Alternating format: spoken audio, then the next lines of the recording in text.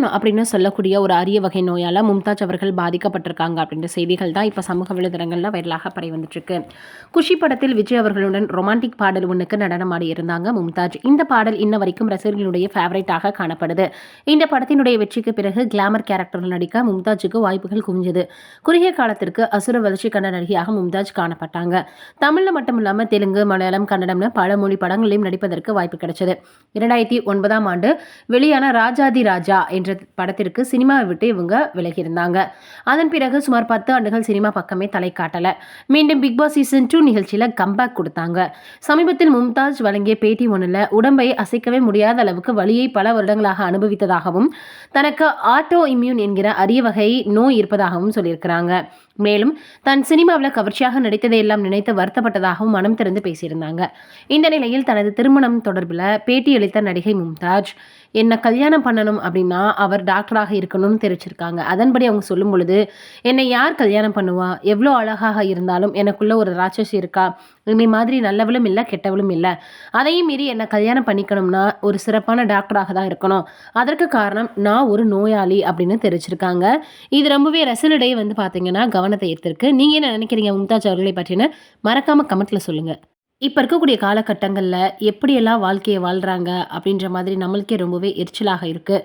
ஏன்னா முதல் மற்றும் இரண்டாவது கணவருக்கு இடையில் 3 பேரோட உறவு வச்சுருக்கிறாங்களாம் அந்த பெண். யார் இந்த கல்யாண ராணி அப்படின்னு எல்லோரும் கேட்டு வராங்க. கரூர் மாவட்டம் மண்மங்கலம் அடுத்த புஞ்சை கடம்பக்குறிச்சியை சேர்ந்தவர் ரமேஷ்.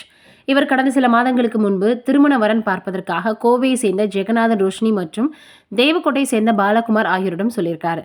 இதையடுத்து இவர்களுடைய ஏற்பாட்டின் பேரில் நவம்பர் 12ஆம் தேதி பெருமாள் கோயிலில் கோவை மாவட்டம் ராமநாதபுரம் போத்தனூர் சாலையை சேர்ந்த ரேணுகா என்பவரை ரமேஷுக்கு திருமணம் செஞ்சிருக்கிறாங்க. இவங்களுக்கு 36 வயது, ரமேஷுக்கு 30 வயது.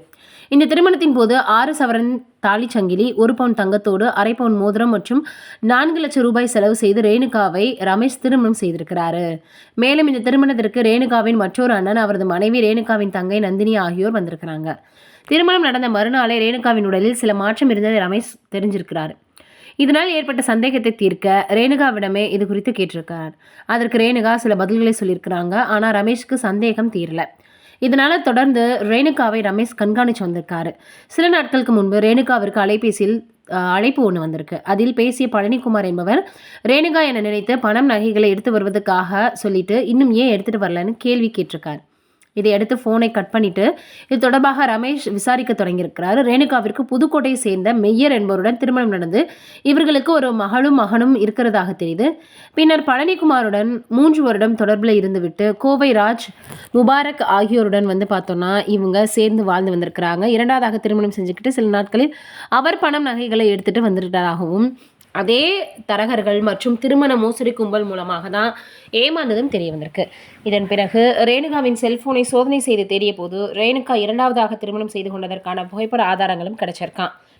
ஜெகநாதன் என்பவர் ரமேஷை அலைபேசி தொடர்பு கொண்டு 20 லட்சம் பணம் மற்றும் 20 பவுன் நகையும் கொடுத்து விட்டால் பிரச்சனை ஏதும் செய்யாமல் விலகிக் கொள்வதாகவும், இல்லாவிட்டால் உன்னை வேறு திருமணம் செய்யவிட மாட்டோம் அப்படின்னும், நீ வரதட்சணை கேட்டு கொடுமை செய்ததாக புகார் அளிப்போம்னு தகாத வார்த்தைகளில் பேசி கொலை மிரட்டல் விடுத்திருக்கிறாரு. ரமேஷ் உடனடியாக மகளிர் காவல் நிலையத்தில் இது குறித்து புகார் கொடுத்திருக்கிறாரு.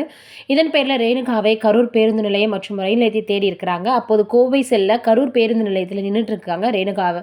போலீசார் அவங்கள கைது செஞ்சிருக்கிறாங்க. கையும் களவுமாக பிடித்திருக்கிறாங்க. இப்போ சிறையில் அடைச்சிருக்கிறாங்க. மோசடி கும்பலையும் போலீசார் தேடி வராங்களாம். அதனால எங்கே யாரை எப்படி நம்புறதுனே தெரியலன்னு தான் சொல்லணும். நீங்கள் என்ன நினைக்கிறீங்க இதை பற்றினு மறக்காமல் கமெண்ட்டில் சொல்லுங்கள்.